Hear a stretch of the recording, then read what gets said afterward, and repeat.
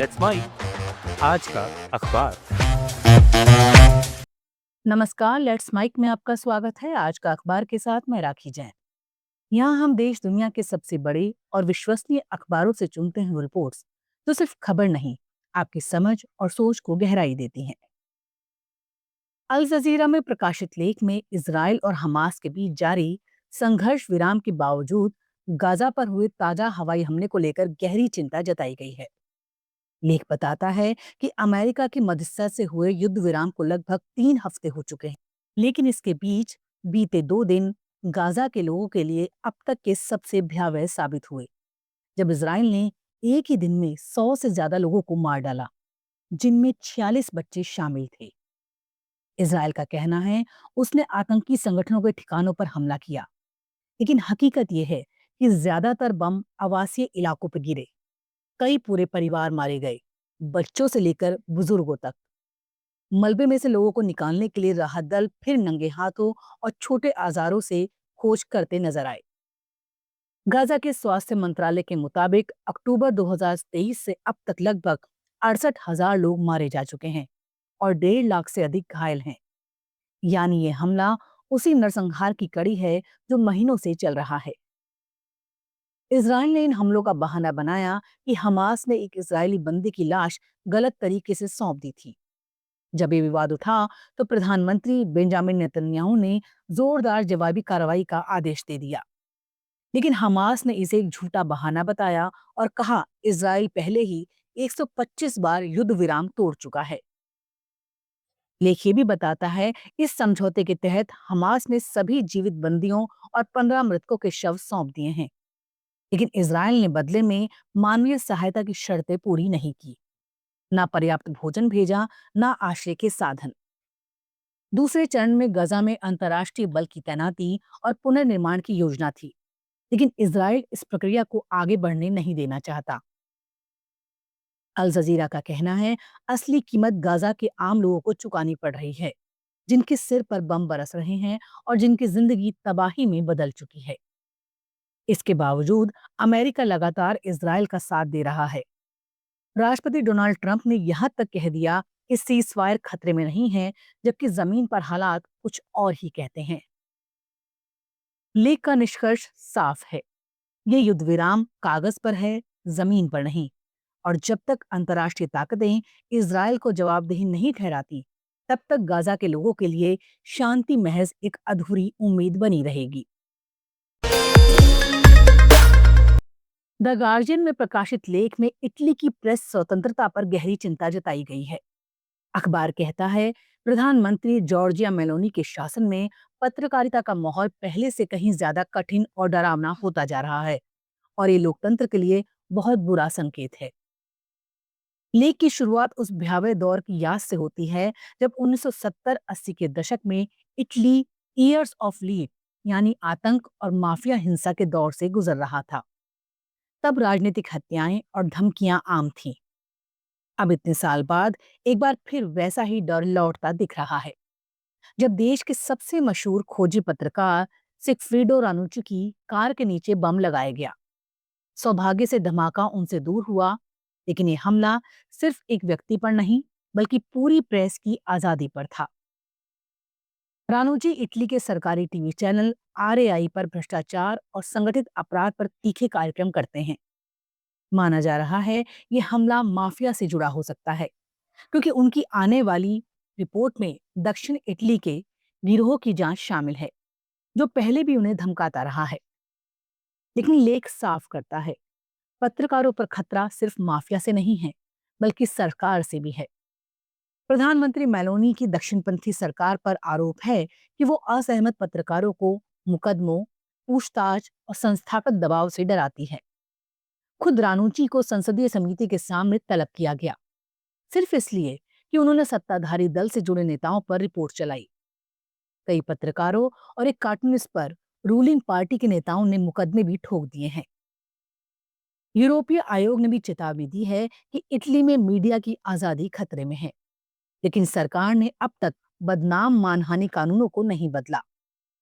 जब रानूची ने सवाल उठाया कि ज्यादा खतरनाक क्या है, कार के नीचे बम या वो राजनीति जो पत्रकारों की आवाज दबा रही है, तो इस सवाल पूरे यूरोप के लिए चेतावनी बन गया। लेख का निष्कर्ष बेहद तीखा है।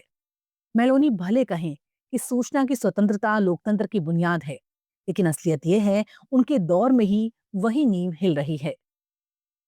द गार्जियन का संदेश साफ है, जब सरकारें आलोचना से डरने लगें और पत्रकारिता को निशाना बनाया जाए, तो ये किसी देश की आजादी के घटने का संकेत होता है। द न्यूयॉर्क टाइम्स में प्रकाशित लेख में लेखक ने बहुत सटीक बात उठाई है। सिर दर्द को हम अक्सर मजाक में ले लेते हैं, जबकि ये असल में एक गंभीर और विकलांग बना देने वाली बीमारी है। लेख बताता है, दुनिया भर में हर 7 में से एक व्यक्ति माइग्रेन या अन्य हेडेक डिसऑर्डर से जूझता है। माइग्रेन सिर्फ सिर दर्द नहीं, बल्कि दिमाग, नसों और हार्मोन से जुड़ी बेहद जटिल बीमारी है। कुछ लोग, जैसे लेखक, खुद क्लस्टर हेडेक से पीड़ित हैं, जिसे मेडिकल साइंस में इंसान को झेलने वाला सबसे भयानक दर्द कहा गया है। मगर फिर भी इस पर होने वाला वैज्ञानिक शोध और फंडिंग बहुत कम है। लेख में कहा गया है कि बीमारियों की दुनिया में एक तरह की प्रतिष्ठा की सीढ़ी होती है, यानी कौन सी बीमारी को गंभीर माना जाए और कौन सी को नजरअंदाज किया जाए।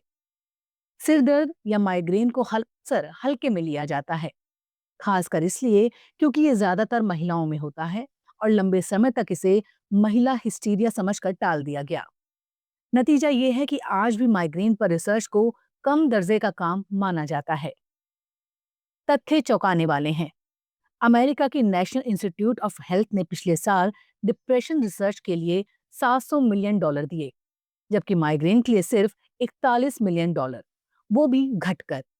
यानी प्रभाव के हिसाब से बीमारी बहुत बड़ी है, मगर ध्यान बहुत कम मिलता है। लेखक कहते हैं, ये सिर्फ स्वास्थ्य का नहीं, अर्थव्यवस्था का भी मसला है। हर साल अरबों डॉलर माइग्रेन के कारण खो जाते हैं। लोग काम नहीं कर पाते, उत्पादकता गिरती है, फिर भी दवा कंपनियां और सरकारें इस पर ध्यान नहीं देती। नई दवाएं जैसे CGRP इनहिबिटर्स आई है, मगर वो भी सब पर असर नहीं करती।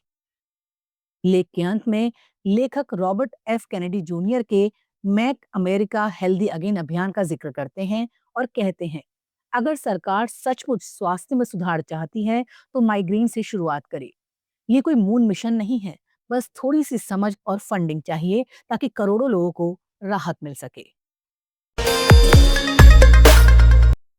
द हिंदू में प्रकाशित संपादकीय में भारत और मलेशिया में हुए हालिया आसियान शिखर सम्मेलन को लेकर सवाल उठाया गया है। क्या भारत ने इस मंच का पूरा लाभ उठाया या एक अहम अवसर गंवा दिया? लेख का मानना है, ये सम्मेलन भारत के लिए न सिर्फ कूटनीतिक रिश्तों को मजबूत करने का मौका था, बल्कि हिंद प्रशांत क्षेत्र में अपनी सक्रिय भूमिका दिखाने का भी एक अवसर था। लेकिन प्रधानमंत्री नरेंद्र मोदी की अनुपस्थिति ने इस मौके को कमजोर कर दिया। लेख बताता है कि भारत और आसियान के बीच रिश्ता 3 दशक से भी ज्यादा पुराना है। ये रिश्ता 1995 में तब शुरू हुआ था जब भारत आसियान का वार्ता साझेदार बना और 2002 में इसे शिखर स्तर का दर्जा दिया गया। इस मंच को हमेशा एक ऐसे पुल के रूप में देखा गया है जो भारत को दक्षिण पूर्व एशिया से जोड़ता है, खासकर इसलिए क्योंकि यह क्षेत्र अब वैश्विक राजनीति और अर्थव्यवस्था दोनों में निर्णायक भूमिका निभा रहा है। प्रधानमंत्री मोदी ने अपने वर्चुअल संबोधन में कहा कि 21वीं सदी भारत और आसियान की सदी है और 2026 को आसियान भारत समुद्री सहयोग वर्ष घोषित किया। लेकिन संपादकीय के अनुसार इन बयानों और वर्चुअल उपस्थिति के बावजूद मोदी की गैरहाजिरी ने भारत की कूटनीतिक सक्रियता पर सवाल खड़े कर दिए। मलेशिया के प्रधानमंत्री ने कहा, मोदी भारत में चल रहे उत्सवों के कारण नहीं आ सके, लेकिन द हिंदू इसे पर्याप्त कारण नहीं मानता। कुछ विशेषज्ञों का मानना है, घरेलू राजनीति, बिहार चुनाव अभियान या अमेरिका के साथ चल रहे व्यापारिक मतभेद इसके असली कारण हो सकते हैं। वहीं कुछ ने पाकिस्तान को मिले मलेशियाई समर्थन के चलते दोनों देशों के बीच तनाव की ओर इशारा किया है। लेट्स माइक आज का अखबार में फिलहाल इतना ही। देखते रहिए, सुनते रहिए लेट्स माइक। नमस्कार। आप सुन रहे थे let's mike more than radio.